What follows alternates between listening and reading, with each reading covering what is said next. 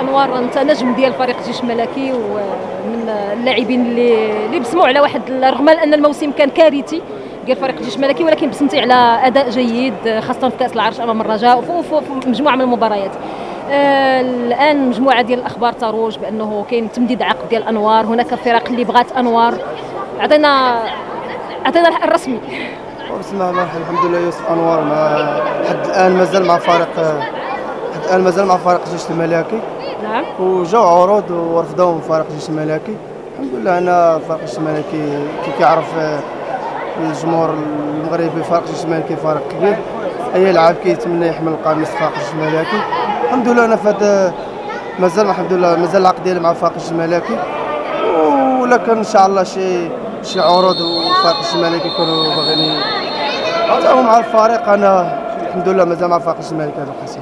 دائما الجمهور ديال الجيش الملكي كيسول غير على واش كاين عرض ديال الرجاء ولا الوداد.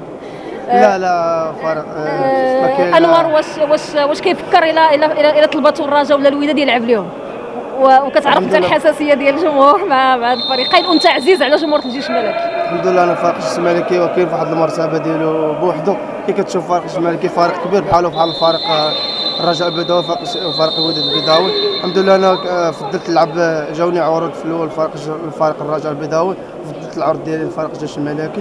الحمد لله انا مازال غادي في المسيره ديالي مع فريق الجيش الملكي، ومازال ما كنفكرش الفريق الرجاء البيضاوي ولا الوداد البيضاوي. شكرا لك انوار، نتمنوا لك التوفيق ان شاء الله. امين، شكرا، ميرسي بزاف.